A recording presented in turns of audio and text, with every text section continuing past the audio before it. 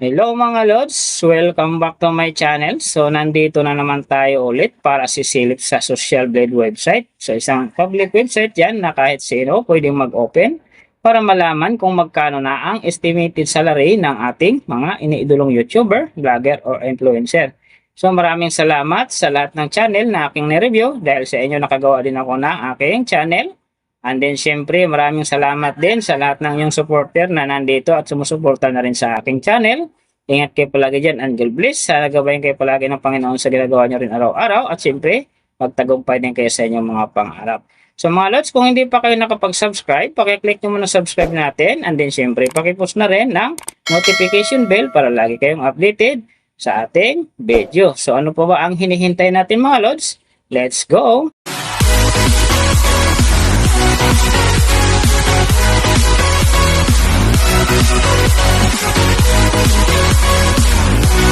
So mga lods, yung sisilipin naman nating estimated salary ngayon, walang iba kundi sa laging nangungunang charity vlogger na si Pugong Biyahero. Pero mga lods, siyempre tuloy pa rin tayo sa pag-support sa kanyang channel dahil maganda nga ang kanyang hadikain para sa ating mga kababayan na nangailangan ng tulong. Pero siyempre huwag nyo rin kalimutan na isama na sa pag-support ng aking channel. So sa ngayon mga lods, si Pugong Biyahero ay mayroon ng upload videos na 2,347. And then, mayroon na rin siyang subscriber na 3.32M. So, may video views naman siya ngayon na 939,152,424. So, ang kanyang country is PH. And then, yung channel type naman niya is People. So, yung account naman niya, ginawa ito noong August 21, 2016. And then, sa kanyang total grade naman, nakakuha siya ng B+. So doon naman sa kanyang social blade rank, nasa 19,692. And then sa kanyang subscriber rank naman, nasa 1,017. So doon naman sa kanyang video views rank, nasa 16,060. And then sa kanyang country rank naman, nasa 64. So doon naman sa kanyang people rank, nasa 582.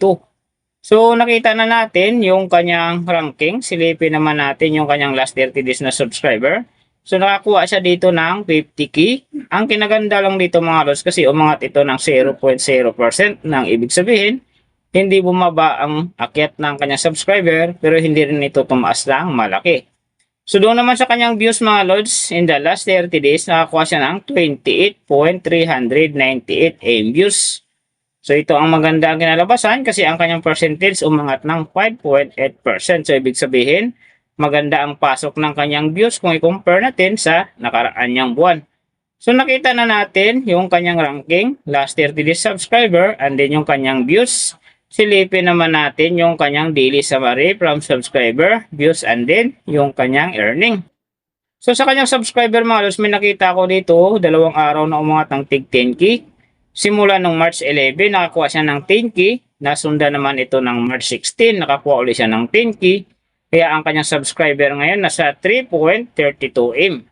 So doon naman sa kanyang views mga lods yung magaganda rito. March 9 nakakuha siya ng 810,000. Tapos pagdating naman ng March 11 nakakuha siya ng 1.6M. And then pagdating ng March 14 nakakuha siya ng 1.9M. Tapos pagdating naman dito ng March 19 nakakuha siya ng 1.7M. So yan ang magagandang views ng mga lods. Pero sinasabi ko maganda yan kasi ang kanyang percentage nga dyan umangat ng 5.8%.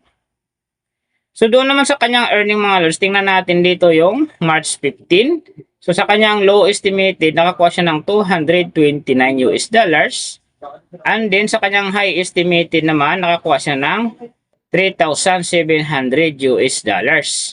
So, ang mga yan naman mga lods, daily summary lang. Mas maganda kung silipin natin yung naka-round off na from daily, weekly, and monthly para malaman na ngayon natin kung magkano na ang estimated salary ni Pugong Biyahero dito sa YouTube. So, unahin natin yung kanyang daily average. So, sa daily subscriber, nakakuha siya ng 1.66k. And din sa kanyang views naman, nakakuha siya ng 946,592. So doon naman sa kanyang daily, low estimated na kanyang earning, nakakuha siya ng $237. So times natin sa 55, mayroon siyang 13,035. And then sa kanyang daily, high estimated naman ng kanyang earning, nakakuha siya ng 3,800 US dollars. So times natin sa 55, mayroon siyang 209,000. So yan naman mga lods ang kanyang daily average. So pupunta naman tayo sa kanyang weekly average. So sa weekly subscriber, nakakuha siya ng 11.6K. And then sa kanyang views naman, nakakuha siya ng 6,626,144. So doon naman sa kanyang weekly, low estimated ng kanyang earning, nakakuha siya ng 1,700 US dollars. So times natin sa 55, mayroon siyang 93,500. And then sa kanyang weekly, high estimated naman ng kanyang earning, nakakuha siya ng 26,500 US dollars. So times natin sa 55, mayroon siyang 1,457,500. So yan naman mga lods ang kanyang weekly average. So pupunta naman tayo sa kanyang monthly average. So sa monthly subscriber, nakakuha siya ng 50K. And then sa kanyang views naman, nakakuha siya ng 28,397,734. So doon naman sa kanyang monthly, low estimated ng kanyang earning, nakakuha siya ng 7,100 US dollars. So times natin sa 55, mayroon siyang 390,500. And then sa kanyang monthly, high estimated naman ng kanyang earning, nakakuha siya ng 113,600 US dollars. So times natin sa 55, mayroon siyang 6,248,000. So yan naman mga lods ang kanyang monthly average. And then yung nababanggit ko rito or nakikita nyo is pawang estimated lamang. Nakabis lang tayo sa Social Blade website. Isang public website na kahit sino pwedeng mag-open para malaman kung magkano na ang estimated salary ng ating mga iniidolong YouTuber, vlogger, or influencer.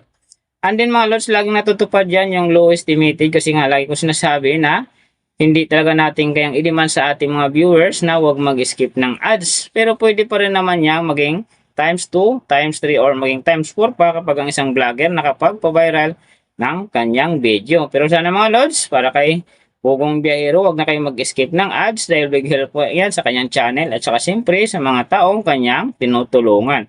Pero siyempre huwag nyo rin kalimutan na huwag na rin i-skip ang aking ads dahil big help din yan sa aking channel at saka siyempre sa aking munting pangarap. So mga lods, kung hindi pa kayo nakapag-subscribe, pakiclick mo na subscribe and then siyempre pakipush na rin ang notification bell para lagi kayong updated sa ating video. And then kung mayroong gusto magpagawa ng video na same nito para sa inyong mga iniidolong YouTuber, vlogger, or influencer, comment nyo lang sa baba yung tamang detalye ng kanyang channel para ma-search natin kaagad at magawa natin sa next video. So big thank you sa lahat ng mga sumusuporta sa aking channel at sa magsusupport pa lang. Ingat kayo palagi and God bless. At sana nagabayan kayo palagi ng Panginoon sa ginagawa niyo araw-araw. At syempre magtagumpay din kayo sa inyong mga pangarap. So hanggang dito na lang. See you on my next video.